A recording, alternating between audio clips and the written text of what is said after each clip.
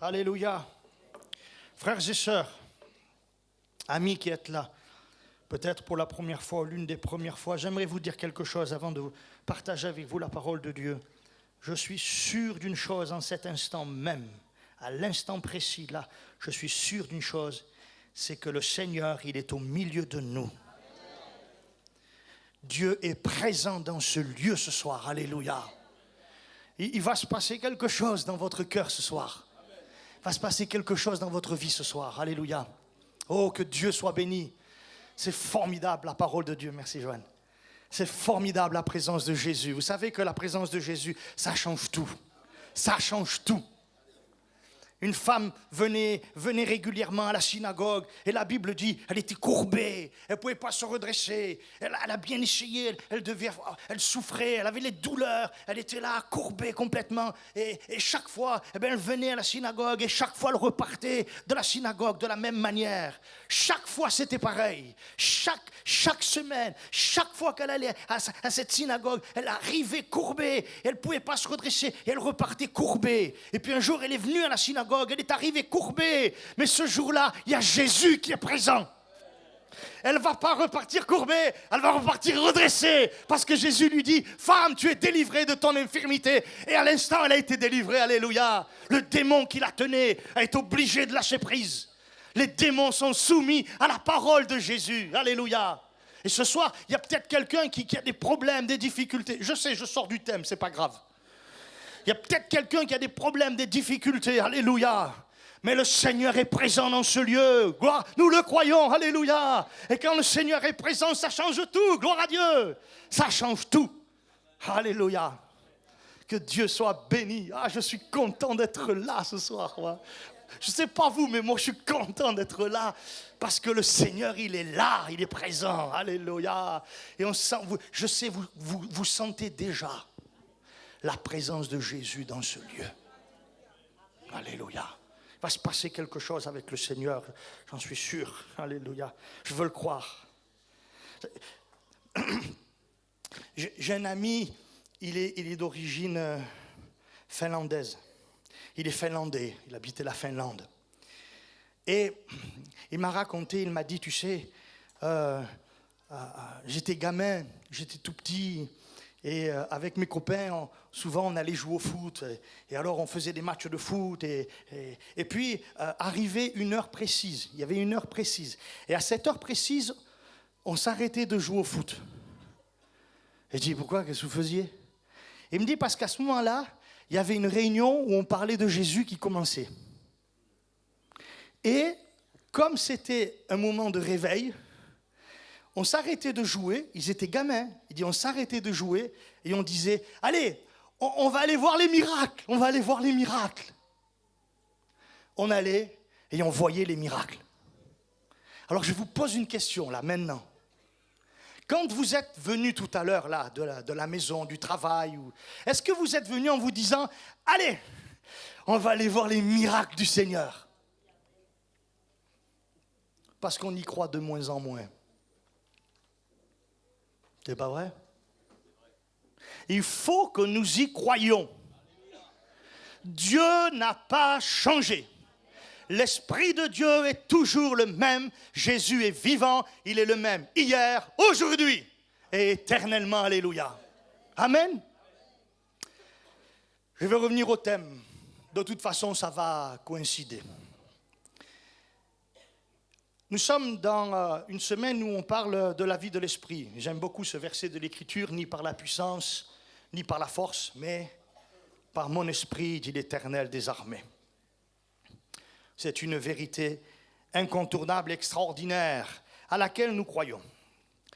Alors, quand nous parlons de la vie de l'esprit, il me semble, mais alors tellement évident, je ne sais pas pour vous, mais en tout cas pour moi, il me semble tellement évident qu'on ne peut pas dissocier la vie de l'esprit de l'expérience de la Pentecôte. Je ne sais pas ce que vous en pensez, mais moi, je suis sûr que les deux vont de pair. On va lire un texte que vous connaissez tous. Je pense que ça doit être le texte le plus connu des pentecôtistes. Non? Si je vous dis, elle est un texte que les pentecôtistes ils aiment. Acte 2, mais si, mais c'est une évidence. C'est une évidence. Ah ouais? Alléluia. Qu'est-ce que j'aime ça? Qu'est-ce que j'aime ça? Écoutez, le jour de la Pentecôte, ils étaient tous ensemble dans le même lieu, comme nous ce soir. Tous ensemble dans le même lieu. Tout à coup, il vint du ciel un bruit comme celui d'un vent impétueux et il remplit toute la maison où ils étaient assis. Vous êtes tous assis, à part moi. Il y a un tout à coup. C'est un tout à coup divin. Il va surprendre tout le monde à ce moment-là, ce tout à coup. Et j'aime énormément les tout à coup de Dieu. Parce qu'avec Dieu, il y a des tout à coup. J'étais dans une réunion un soir, une réunion de prière, c'était à Nice, dans les quartiers est de Nice. Et on avait prié un petit moment avec l'église. Et, bon, je le dis, c'est pas que j'ai un peu honte, mais bon, c'est comme ça que je l'ai vécu. J'étais assis, on avait prié, et je regarde ma montre, c'était l'heure de la fin de la réunion. Et je me dis en moi-même, bon, ça va, petite réunion de prière, tranquille, pépère. Mais il ne peut pas y avoir de petites réunions de prière, petites, tranquilles, pépère. Parce que la prière, ça fait bouger les choses. Hein. Pas vrai? Et moi, je me dis ça. Je me lève, je vais au micro pour dire Amen, Alléluia. J'ai jamais pu dire Amen, Alléluia. Au moment où j'allais dire Amen, on avait une jeune fille qu'on avait baptisée d'eau quelques jours auparavant. Au moment où j'allais dire Amen, l'Esprit de Dieu vient, il saisit cette jeune fille, elle est baptisée du Saint-Esprit, elle se met à parler en langue. Waouh! Ça a réveillé tous ceux qui dormaient. Moi, je dis, oh, qu'est-ce qui se passe? Alors, je n'ai pas dit Amen, Alléluia. Je dis, on finit pas maintenant. On continue. Et on a eu une réunion de prière à ce moment-là. Et vous savez, quand l'Esprit de Dieu vient, ça change aussi les choses. Hein? Non? Ça change les choses. Hein? C'était formidable. La Pentecôte. Ils étaient tous ensemble assis là. Tout à coup. Il est venu un bruit comme celui d'un vent impétueux. Il remplit toute la maison où ils étaient assis. Des langues semblables à des langues de feu leur apparurent, séparées les unes des autres, et se posèrent sur chacun d'eux. Et ils furent tous remplis du Saint-Esprit, et se mit à parler en d'autres langues, selon que l'Esprit leur donnait de s'exprimer. Alléluia. C'est un magnifique passage des Écritures. Et qu'est-ce qu'on aime ce texte de la Bible. La Pentecôte. Vous faites partie d'un mouvement spirituel qu'on a qualifié de pentecôtiste à cause de l'expérience de la Pentecôte telle que cela nous est révélé ici. J'aimerais dire quand même que quelque part, eh bien à partir de ce moment-là, ouais, la vie de l'Esprit va se répandre d'une manière extraordinaire pour parvenir jusqu'à nous. Ça a commencé là à Jérusalem, il y a 2000 ans, dans une chambre haute. Centaines de personnes sont là, 120. Ils prient et ils attendent ce que Jésus leur a promis, ce que la Bible avait promis. Dans les derniers temps, dit Dieu, je répandrai de mon esprit sur toute chair. Vos fils et vos filles prophétiseront, vos jeunes gens auront des visions, vos vieillards auront des songes. Donc je me suis dit moi-même, le jour où tu commences à avoir des songes, c'est que tu as vieilli vraiment, vous voyez, n'est-ce pas? Et oui, sur mes serviteurs et sur mes servantes, dans ces jours-là, je répandrai de mon esprit. Ils attendent la réalisation de cette promesse. Ils ne savent pas comment elle va se passer, la réalisation de cette promesse. Ils ne savent pas ce qui va arriver. J'imagine, si on avait fait un reportage sur les disciples, à ce moment-là, on serait allé les voir, on leur aurait dit alors, dites-nous, le Seigneur, il vous a promis quelque chose, vous êtes en train de prier, vous pensez que ça va se passer comment? Jamais ils auraient imaginé que ça allait se passer comme ça. Jamais. Nous, oui, parce qu'on l'a lu. Nous, on est au courant, à cause de l'Écriture. Mais eux, ils ne savaient pas. Et au moment où l'Esprit vient, il se passe toutes ces choses glorieuses. Un bruit, non pas un vent, un bruit comme celui d'un vent. Il n'y a pas eu de vent, il y a eu le bruit. Et ce bruit, il était nécessaire. Pourquoi? Parce qu'il y avait du monde à Jérusalem. Et si vous lisez plus loin, il est dit au bruit qui eut lieu. Donc il fallait que ce bruit vienne pour tous les inconvertis qui étaient dehors. Parce que la Pentecôte a un but, c'est d'atteindre les inconvertis dehors. Alléluia! Il faut qu'il y ait un bruit, mais ce bruit doit servir à ce que des âmes soient sauvées par la grâce de Dieu. Alléluia! Au bruit qui eut lieu, Ouais, il y a eu le bruit, il y a eu ce phénomène étrange des langues qui se sont posées sur chacun d'eux. Un texte original dit une langue qui s'est séparée et qui s'est posée ensuite sur chacun d'eux. Ils se sont mis à parler d'autres langues selon que l'Esprit leur donnait de s'exprimer. Des langues connues de l'époque. Parce que tous ceux qui sont venus, après avoir entendu ce bruit, ils les ont entendus parler dans leur langue maternelle. Ils venaient de tout le bassin méditerranéen. Ils les ont entendus parler des merveilles de Dieu dans leur propre langue. Ils ont dit, mais c'est quoi ce phénomène? Ces gens ne sont-ils pas tous galiléens? Comment les entendons-nous parler dans nos propres langues des merveilles de Dieu? Quand Dieu baptise du Saint-Esprit, qu'on se met à parler en langue, on raconte des merveilles de Dieu dans une langue qu'on ne connaît pas, mais on le fait, alléluia! C'est ça, la vie de l'Esprit, c'est par là qu'elle démarre, qu'elle commence. C'est là qu'elle a commencé. Et elle a commencé là, et chose extraordinaire, c'est qu'elle est venue jusqu'à nous. Vous imaginez, je reprends l'exemple tout à l'heure, le journaliste vient voir les apôtres, les disciples, et il leur dit, dites-moi, vous pensez quoi de cette expérience que vous venez de faire là? Croyez que c'est quelque chose qui va prendre, que ça va prendre de l'ampleur? Et ouais, si les disciples, à ce moment-là, auraient pu faire un bond en avant, ils auraient dit, venez, je vais vous amener quelque part. Venez avec moi, journaliste, je vais vous amener quelque part. Il aurait fait un bond, il serait arrivé en 2019, on est bien en 2019, il serait arrivé donc en 2019, là, au mois de septembre 2019, il serait arrivé à La Réunion, il serait arrivé à Saint-Louis, il aurait dit, regarde, écoute, il y a des pentecôtistes là dans ce lieu. Ils sont à La Réunion, à des milliers de kilomètres de Jérusalem, mais Dieu les a remplis du Saint-Esprit, alléluia. Et ça, c'est vrai ici, mais c'est vrai aux quatre coins du monde, dans le monde entier. Je vous ai dit, et un chant que j'aime beaucoup, dans le monde entier, le Saint-Esprit agit. Partout dans le monde entier, des gens font l'expérience du baptême dans le Saint-Esprit. Et la vie de l'Esprit commence alors, dans toute sa dimension. Et c'est glorieux. J'aimerais peut-être juste dire quelque chose, je ne sais pas, peut-être dans ce lieu, moi je ne vous connais pas, il y a des gens qui sont baptisés du Saint-Esprit, d'autres peut-être pas. Mais peut-être que ce soir le Seigneur va vous baptiser du Saint-Esprit. Et j'aimerais tout à l'heure qu'on prie pour ça d'ailleurs, c'est possible. Pour ceux qui ne sont pas baptisés du Saint-Esprit. Et je crois que quand on va prier pour ceux qui ne sont pas baptisés du Saint-Esprit, le Seigneur va baptiser du Saint-Esprit. Si quelqu'un a faim, soif de ça, venez. Alléluia. Moi, je me rappelle, je me suis converti, puis je voyais les gens remplis de l'esprit, etc. C'était formidable.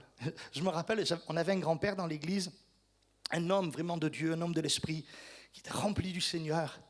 Et alors au début, quand je venais à l'église, au début, je me mettais au fond. D'accord ? Et puis au fond, ça bougeait, il y avait du bruit. Au bout d'un moment, je dis non, je vais me rapprocher un peu parce que je ne suis pas attentif, pas assez. Alors je me suis approché et puis je me suis mis devant et je me suis mis à côté de ce papy. Et quand je me suis assis à côté de lui, j'ai entendu et j'ai vu un homme rempli de l'Esprit de Dieu. Mais vraiment rempli de l'Esprit de Dieu. Ça débordait. Alors à partir de là, j'ai fait quelque chose. C'est pas doctrinal ce que je vais dire, vous inquiétez pas. Mais c'était dans mon expérience de jeune converti à l'époque. À ce moment-là, j'ai dit, à toutes les réunions, je vais me mettre à côté de lui. Comme ça déborde, ça va venir un peu sur moi aussi. C'était extraordinaire de voir ce grand-père rempli de l'Esprit de Dieu, qui allait témoigner dans les rues de Marseille avec des panneaux qui pesaient 15-20 kilos chacun pour les placer à n'importe quel endroit de Marseille, distribuer des prospectus, parler du Seigneur, essayer d'amener quelqu'un à la foi. Alléluia. Il était rempli de... Et il a dit, Seigneur, ce qu'il a là, ce qu'il a lui, moi je le veux aussi. On a fait une réunion de prière où le pasteur a dit, on va faire une recherche du baptême dans le Saint-Esprit. Vous savez que malheureusement, ces choses, même dans les milieux pentecôtistes, se font de moins en moins. On ne recherche plus le baptême de l'Esprit, la vie de l'Esprit. Frères et sœurs, ça, il faut y revenir à tout prix. À tout prix. C'est important. Alors, je me souviens, le pasteur a dit, on va faire une réunion de recherche du baptême dans le Saint-Esprit. Alors, on est venu, et ma sœur s'était convertie, mon beau-frère s'était converti, il est de mon âge, moi-même. Tous les trois, on était assoiffés, on avait faim, on voulait être baptisés de l'Esprit. On savait que c'était important pour la marche avec Dieu, pour la vie chrétienne, pour le service de Dieu. Et alors, ce soir-là, on a prié pour nous, on a prié pour ma sœur, mon beau-frère, moi-même, tout cela, et tous les gens qui étaient là. Et puis, ma sœur, elle a été baptisée du Saint-Esprit. Oh, un baptême de l'Esprit extraordinaire. Et moi, j'étais là, je le regardais, je l'écoutais, je me disais, c'est formidable, je le veux, puis je ne l'ai pas eu.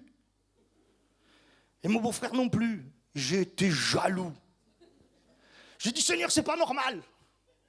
C'est pas normal que tu donnes à elle, pas à moi. Pourquoi elle n'est pas moi? Mais c'était une sainte jalousie. Voyez? Et le Seigneur, il a vu ma faim, ma soif. Si vous avez soif, le Seigneur va répondre à votre soif.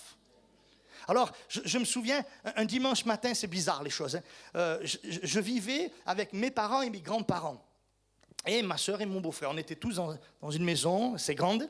Et il fallait à peu près une demi-heure pour se rendre de la maison à l'église.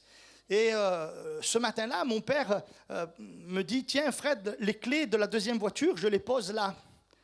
Et vous nous rejoignez. Donc, par mes parents, mes grands-parents en premier, avec une voiture, et reste ma soeur, mon beau-frère et moi. Et au moment où on veut prendre les clés pour aller à l'église, impossible de trouver les clés. Impossible. On a cherché partout, pas de clés. Oh, c'est pas possible, il les a mis où? Il m'a dit qu'il les a mis là, mais qu'est-ce qu'il a fait?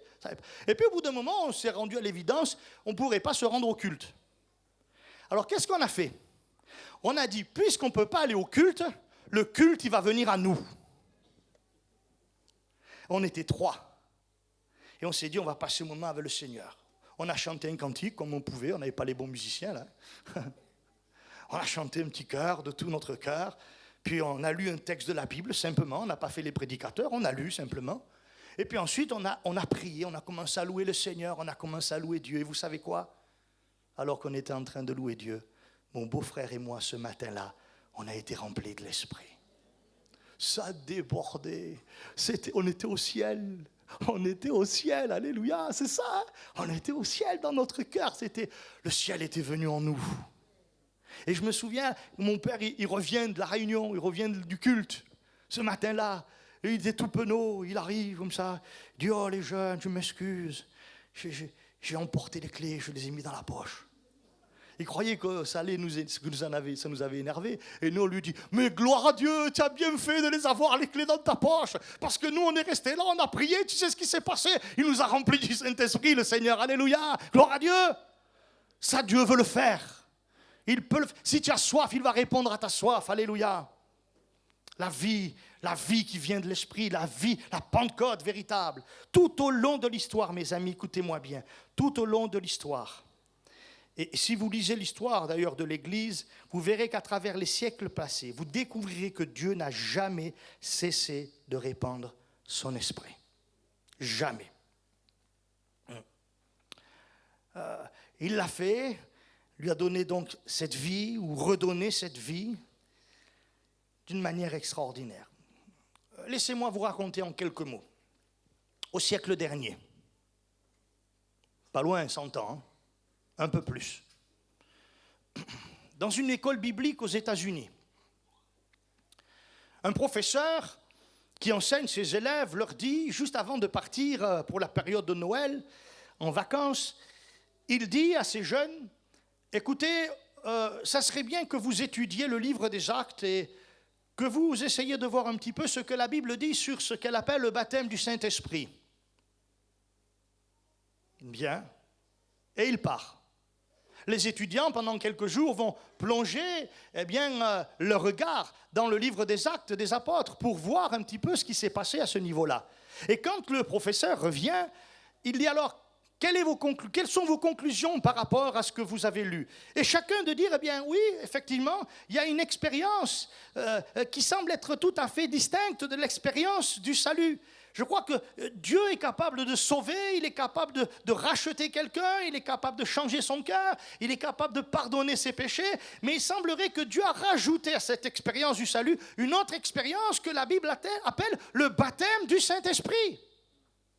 Et il semble qu'on peut faire cette expérience.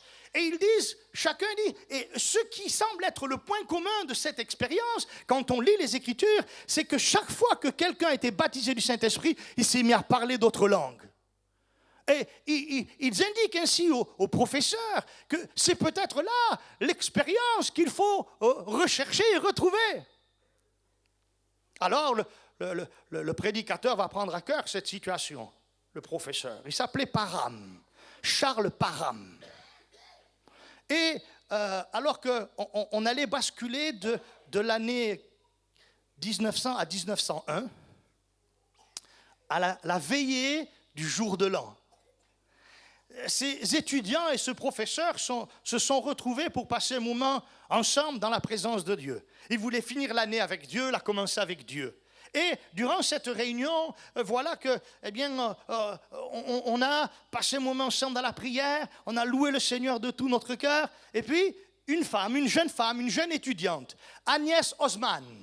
Agnès Osman vient vers Charles Parham et elle dit à Charles Parham, écoutez, moi ce que j'aimerais c'est que vous m'imposiez les mains, vous priez pour moi pour que je reçoive le baptême du Saint-Esprit. Et Charles Parham va alors poser ses mains sur cette jeune fille, Agnès Osman. Il va prier pour elle et au moment où il va prier pour elle, l'Esprit va venir, elle va être remplie du Saint-Esprit et elle va se mettre à parler en langue. Alléluia. Ça c'est une belle veillée du jour de l'an. Cette veillée du jour de l'an, quelque part, écoutez bien, va changer la face du monde évangélique. Je vous assure, ça va changer la face du monde évangélique. Quelque temps plus tard, c'est un homme qui s'appelle Seth Joshua. Seth Joshua, c'est un prédicateur. Et c'est un prédicateur gallois. Et ce prédicateur gallois, il a une faim, une soif. C'est de voir Dieu agir à nouveau et réellement dans son pays.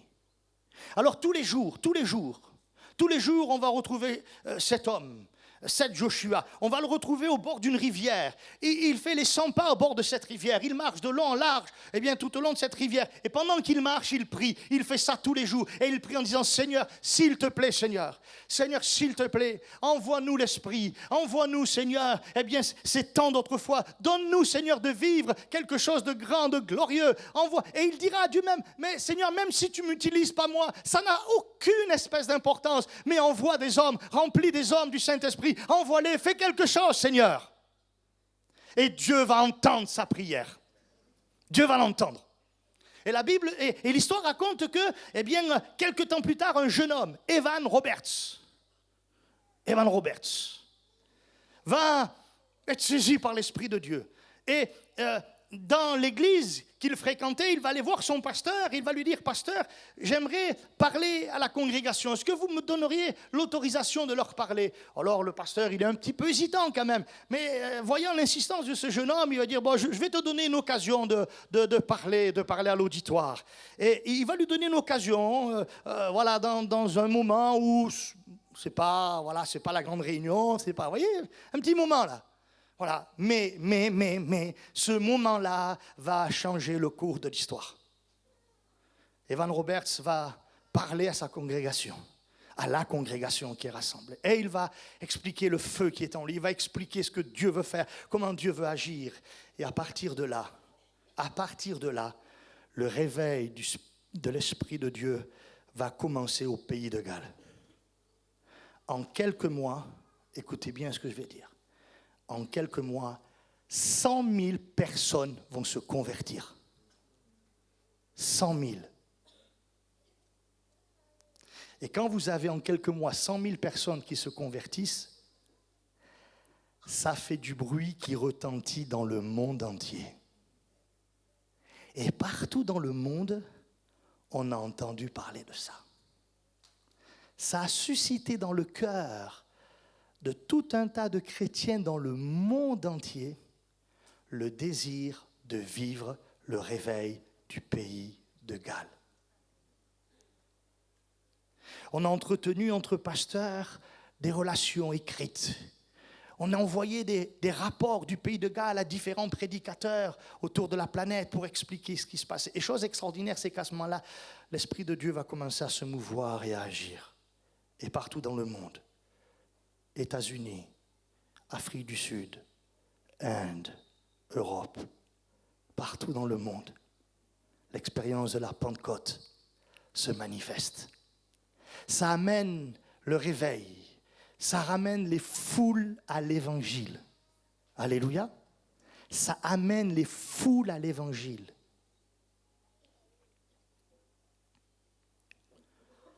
Un Afro-Américain du nom de Seymour, prédicateur borgne,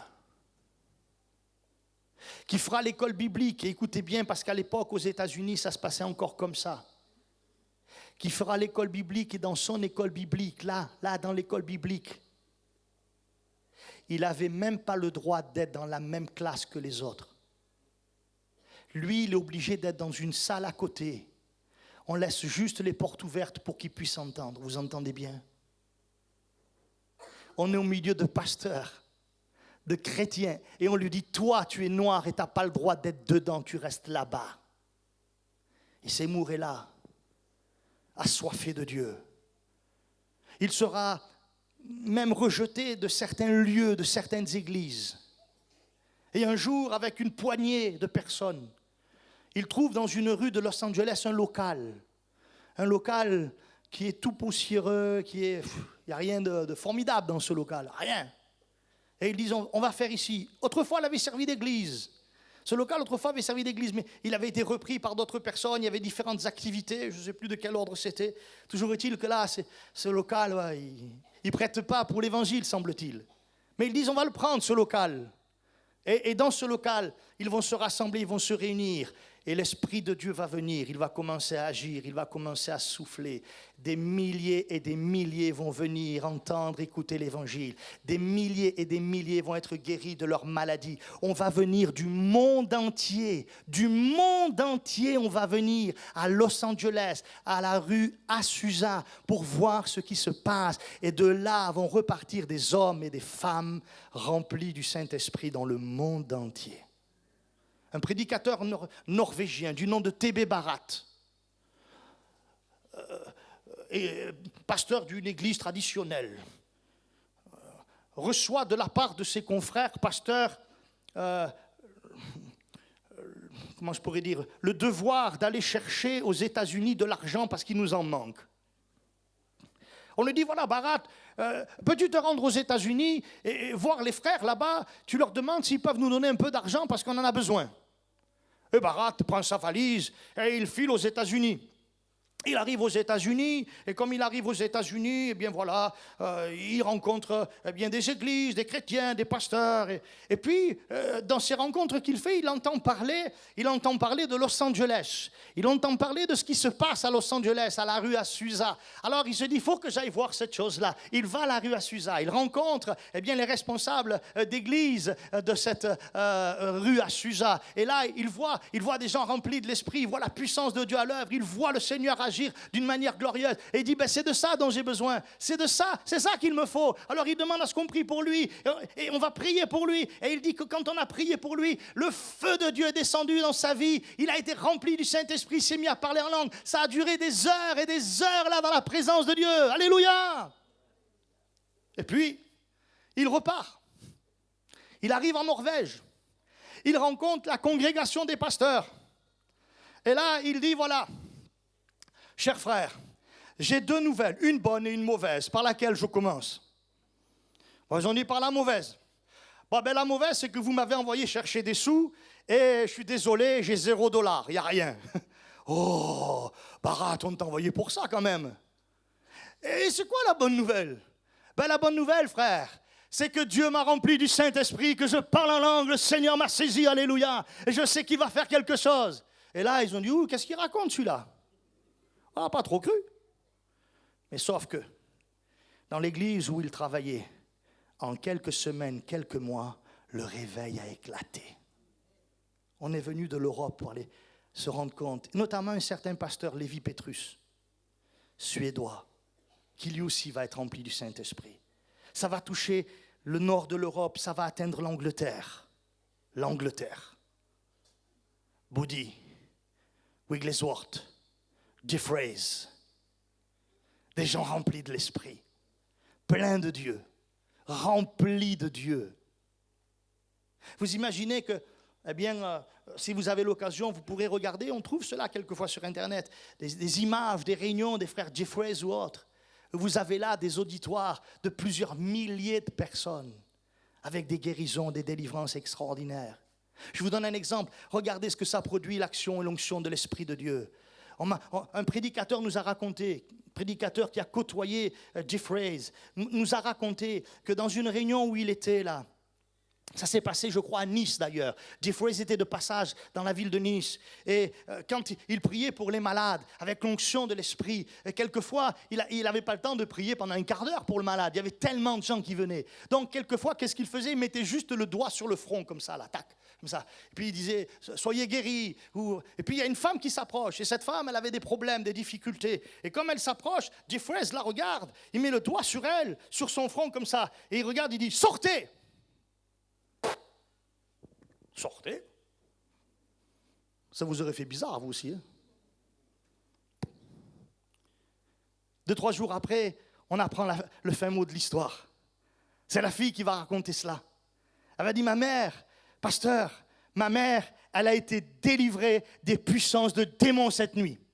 Comment ça? Oui, elle a été délivrée des puissances. Tout est normal pour elle maintenant. Tout est rentré dans l'ordre. Elle a été délivrée cette nuit des puissances de démons. Et la mère a raconté. Dans la nuit, les démons y parlaient entre eux. Ils disaient, oh, non, on est chez nous, on reste là, on ne bouge pas. Ils se fortifiaient, ils essayaient. Non, c'est vrai, on est chez nous, on ne bouge pas. Et puis il y en avait un toujours qui disait, ouais, on ne peut pas. Et ils disaient, pourquoi on ne peut pas? Non, on ne peut pas. Mais pourquoi on ne peut pas? Parce que l'homme de Dieu, il a dit, sortez. Et après des cris, les démons sont sortis, alléluia. C'est ça l'onction de l'Esprit, alléluia. Sortez. Il y a des choses extraordinaires, n'est-ce pas? Dans cette vieille Angleterre, un jeune homme erre dans les rues et il entend de la musique, des chants. Il s'approche. Il écoute. Et son cœur en recherche est bouleversé. Il se convertit. Il s'appelait Douglas Scott.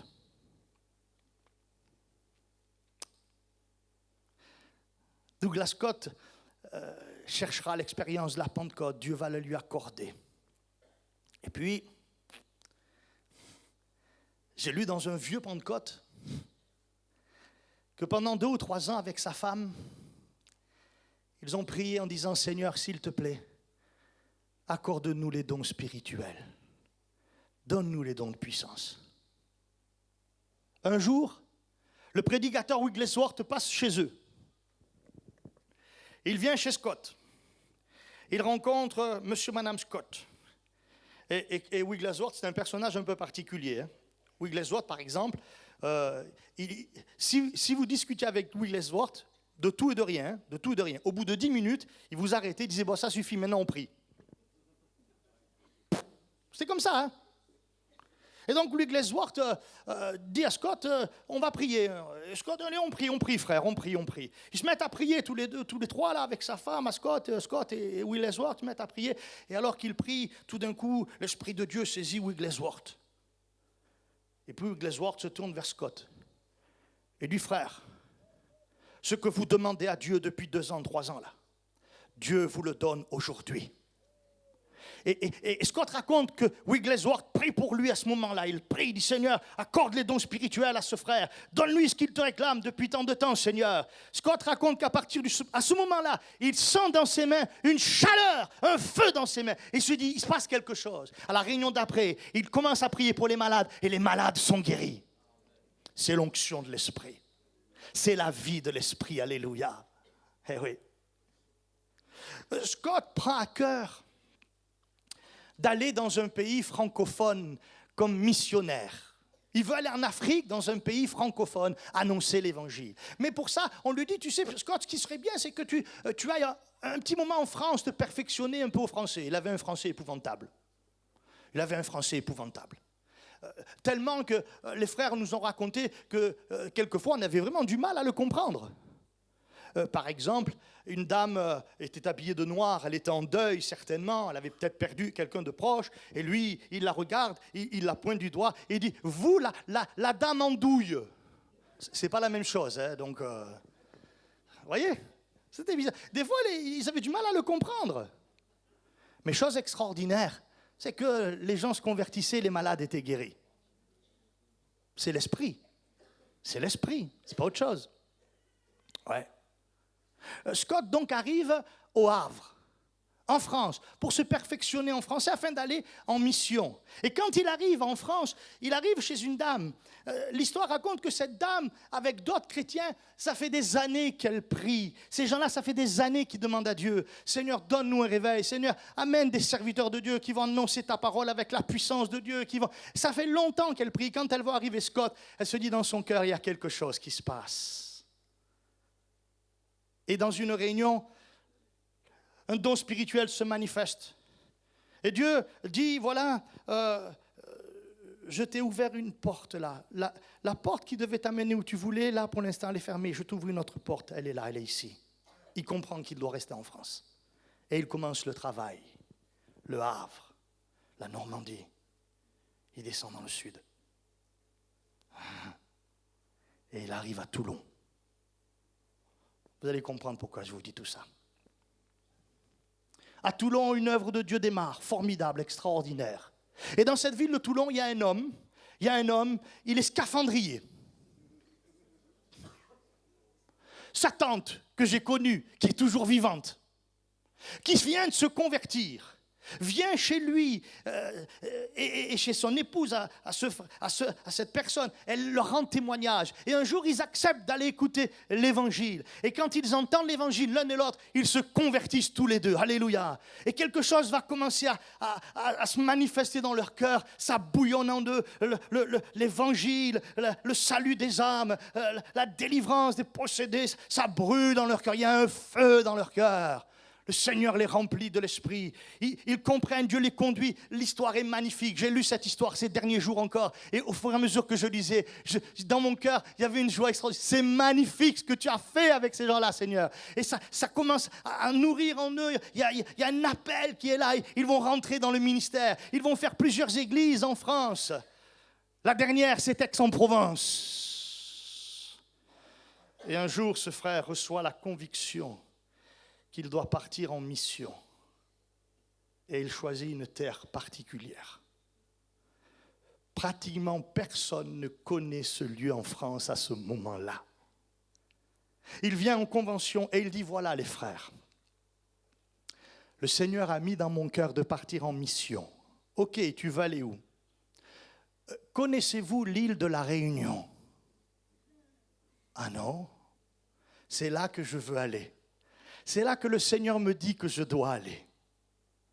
Et alors qu'il craignait qu'on refuse cela, à son grand étonnement, l'ensemble des frères lui disent oui, vas-y, on va te soutenir.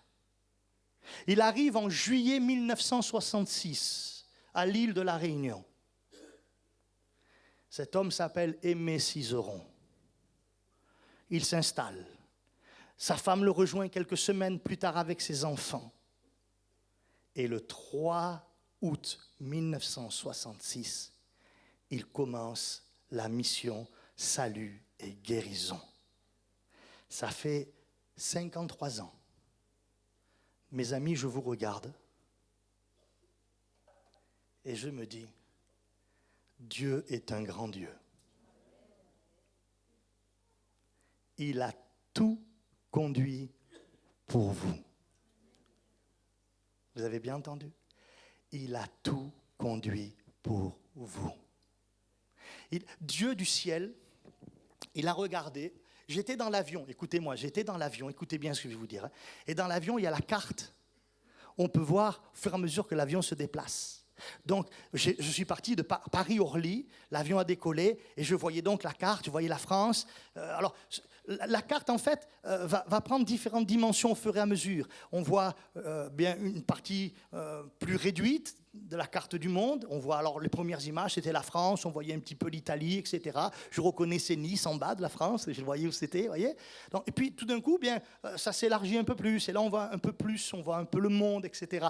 Et à un moment donné, on voit vraiment le trajet qu'il y a à faire entre Paris et l'île de la Réunion. Et donc, j'ai suivi le trajet là pendant mon voyage et je voyais l'avion qui se déplaçait. Je ne sais pas si certains sont allés en métropole et ont fait la même expérience que moi, mais vous voyez l'avion se déplacer, vous voyez la France, vous voyez l'Italie, vous voyez le Moyen-Orient, vous voyez l'Afrique, vous voyez même Madagascar à un moment donné, et vous attendez de voir l'île de la Réunion. Vous ne le voyez pas. C'est tout petit, c'est un petit caillou là, oui. Mais il est où l'île? Mais il est où l'île de la Réunion ici? Sur cette carte, ils ont oublié l'île de la Réunion, j'ai dit. On ne le voit pas. Mais si nous, on ne le voyait pas, Dieu du ciel de gloire, il voyait ça. Il a tout préparé pour envoyer un homme qui s'appelait Messizeron, parce qu'il voulait que les Réunionnais soient remplis du Saint-Esprit. Alléluia! Alléluia! Il a tout fait pour vous, le Seigneur. Lui, il a vu l'île de la Réunion. Il a vu la misère des Réunionnais. Il a vu les larmes. Il a vu les souffrances. Il a vu la douleur. Il a vu la perdition. Il a vu la détresse. Il a dit, je ne veux pas laisser ce peuple dans cette situation. Je vais envoyer ma lumière. Je vais envoyer mon évangile. Je vais envoyer ma puissance. Je vais envoyer mon onction. Et ça va bouleverser l'île de la Réunion. Alléluia. Allez, et moi je dis, j'affirme haut et fort, je le proclame, je n'ai pas peur de proclamer cela. J'affirme que ce qui s'est passé à l'île de la Réunion ces dernières décennies est l'une des plus belles choses que Dieu ait faites dans le monde. Alléluia. C'est glorieux ce que Dieu a fait. Amen. Et je vais vous dire quelque chose, et j'y crois de tout mon cœur. Dieu n'a pas fini avec vous. Croyez qu'il avait fini? Alors, excusez-moi, je vais vous dire quelque chose. Ça fait que 2 jours que je suis ici. Vous savez que ma femme, on a égaré sa valise. Béni soit Dieu, on l'a retrouvée. Hein. J'ai plus besoin de lui prêter mes affaires, c'est bon. Hein. Ouais. Et donc, hier, il fallait acheter certains produits de première nécessité pour mon épouse. Donc, avec votre pasteur Johan, qui est bien aimable, il nous a amenés là, à droite, à gauche, et on a fait un petit peu. Hein. C'est à Saint-Pierre qu'on est allé. Hein. Voilà, on est allé à Saint-Pierre, etc. Et puis, moi, ça m'arrive souvent, ça, je regarde autour de moi. Et en regardant, si tu vois, Seigneur, pour l'église de l'île de la Réunion, il y a encore beaucoup de travail. Il y a encore beaucoup d'âmes qui n'est pas sauvées. Et en peu de temps, j'ai vu, il y a encore beaucoup de détresse. Il y a encore beaucoup de larmes. Il y a encore beaucoup de liens. Seigneur, souffle à nouveau par ton esprit. Souffle à nouveau par ton esprit. Viens nous étonner, Seigneur. Donne-nous un tout à coup. Un tout à coup divin. Alléluia. Ah, le Seigneur peut faire ça. Hein? Alléluia. Eh oui. Cette expérience fera toujours la différence. Je termine. Pour vous montrer que Dieu peut vraiment aller au-delà de nous, nous étonner quelque part. Hein? Je venais de finir une réunion d'évangélisation dimanche après-midi. Et à la fin de la réunion, une chrétienne s'approche de moi. Elle est baptisée du Saint-Esprit, cette femme. Mais elle me dit, pasteur, prie pour moi, je veux être renouvelé dans le baptême du Saint-Esprit, prie pour moi. Mais elle me presse. Mais moi, je suis en train de dire au revoir aux gens. Et je dis, oui, ça va, ne soyez pas pressés, 2 minutes, je vais venir, attendez un petit peu, je dis au revoir aux gens. Mais elle me presse, elle me dit, pasteur, priez, je veux être renouvelé dans le baptême du Saint-Esprit. Je me dis, qu'est-ce qu'elle a? Pourquoi elle me presse comme ça, celle-là? Je dis 2 secondes. Puis il semblerait que, eh bien, voilà, les gens étaient sortis et il n'y a pratiquement plus personne dans l'église. Les gens sont dehors, il n'y a pratiquement plus que elle. Je lui dis, bon, ben voilà, je suis à vous maintenant. Vous voulez être renouvelé, venez avec moi. On va sur le devant de l'église. Elle s'est mise sur une chaise, puis j'allais commencer à prier. Et puis au moment où j'allais commencer à prier, je vois des chrétiens qui reviennent à l'intérieur. Et qu'est-ce qu'ils font? Et chose étonnante, c'est que ceux qui reviennent, c'était les chrétiens qui n'avaient pas fait l'expérience du baptême dans le Saint-Esprit. Mais ils viennent, ils se sont assis là derrière cette femme. Je dis, mais qu'est-ce qu'ils font ceux-là? Je commence à prier pour cette femme. Vraiment, Dieu va au-delà de nous. Seigneur, renouvelle-la dans le baptême du Saint-Esprit. Elle le veut, elle a soif, elle désire. Et quand je prie pour elle, c'est pas elle qui est renouvelée, c'est les autres derrière qui sont baptisés du Saint-Esprit. Alléluia. Il est étonnant, le Seigneur, non? Eh oui. Un pasteur me dit, viens, Fred, on fait un camp avec les jeunes. 70, 80 jeunes à peu près. C'était dans la région d'Annecy, en Savoie. Et donc j'arrive là, vous savez... Écoutez bien ce que je vais vous dire. Quand Dieu prépare quelque chose, le diable s'interpose. Je monte dans l'avion. Maintenant, je sais ce que ça veut dire que le diable est capable de se déguiser en ange de lumière. Et j'entends une voix qui me dit, je ne bénirai pas. Et je tremble. Et je dis, pourquoi je vais là-bas alors? Pourquoi je vais là-bas? Et je vous assure, quand je dis je tremble, ce n'est pas de la fiction. Mes mains, elles tremblent. Mais Seigneur, qu'est-ce qui se passe? Qu'est-ce qui arrive? Je ne comprends pas. Et j'arrive dans ce fameux camp. Un bel endroit. 70, 80 jeunes réunis. Et la réunion va démarrer, je vais m'asseoir devant. Un jeune commence à faire chanter. Alors que les jeunes commencent à faire chanter, je me tourne vers tous ces jeunes, je regarde ces jeunes, et je me dis en moi-même, waouh, ils ont soif. Et je ne comprends plus, je suis en contradiction. Vous comprenez, je suis en contradiction. Parce que j'ai entendu quelque chose, une voix qui m'a dit, je ne bénirai pas. Et en même temps, je me tourne et je dis, mais ils ont soif. Comment ça se fait? Il y a un truc que je ne comprends pas. Le diable savait ce qui allait se passer. Peut-être qu'il savait ce qui allait se passer. Je fais ma première réunion. Ça va, réunion bien sympathique, les jeunes écoutent, sont attentifs. Je fais ma deuxième réunion. Je suis en train de prêcher. Et alors que je suis en train de prêcher, j'ai tellement aimé ce qui m'est arrivé ce jour-là. Je suis en train de prêcher. Alors que je suis en train de prêcher, tout d'un coup, je vois une jeune fille au fond de la salle. Tout d'un coup, elle se met à sangloter. Mais à sangloter. Je dis, elle doit être touchée, il doit y avoir quelque chose, peut-être elle a un problème. Mais 3 secondes plus tard, je vois de l'autre côté de la salle un jeune homme. Allez, 1m95, 110, 120 kilos, un colosse. Je le vois, il commence à faire comme ça, il s'effondre. Je dis, qu'est-ce qu'il a celui-là aussi? Je suis en train de prêcher. Et puis je vois une 3e personne, 4e, 5, 10, 15, 20, tous en larmes. Je dis, Seigneur, qu'est-ce qui se passe? Il y a un truc. Et quand je vois ça, je dis, j'ai compris, j'ai assez parlé. Je ferme ma Bible et je dis au pasteur, je crois qu'il est en train de se passer quelque chose. Il regarde, il me dit, ouais. Il me dit, appelle, on prie pour le baptême du Saint-Esprit. C'est le bon moment. Je suis Dieu, hein?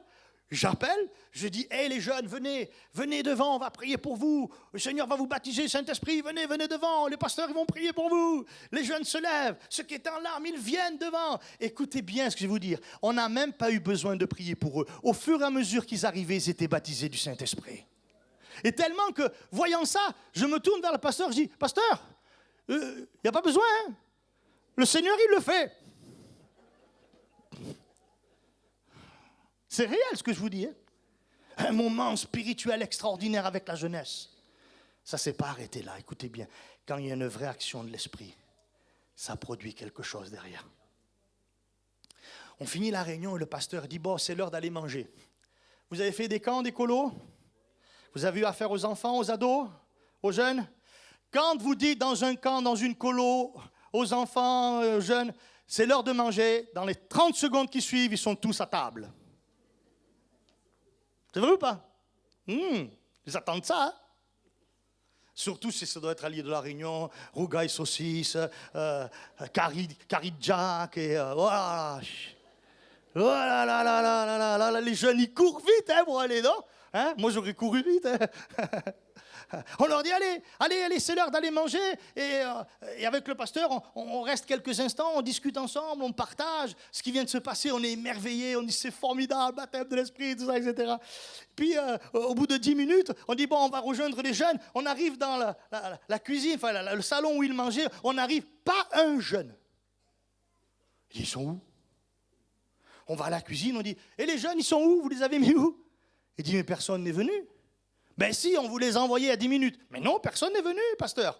Il n'y a aucun jeune qui est venu. On dit, mais comment ça se fait, ça? Et puis on dit, on va aller voir en chambre. On ouvre la première porte. Des chambres de 5-6 personnes. On ouvre la première porte. À terre, prosterné, dans les larmes devant Dieu. Seigneur, pardonne-nous. Seigneur, on n'a pas été dans le coup. Seigneur, on a mal fait. Seigneur, on est des pécheurs. On a besoin de toi. On n'a rien fait, frères et sœurs. Prosterné devant Dieu, touché par Dieu. Je me rappellerai toujours, on ouvre une deuxième porte.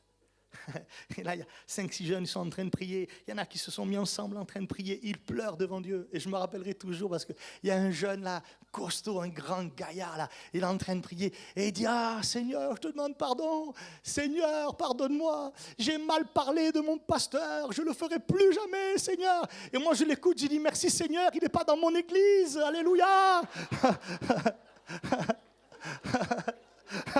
C'est extraordinaire, pas vrai? On n'a rien fait, on n'a rien dit.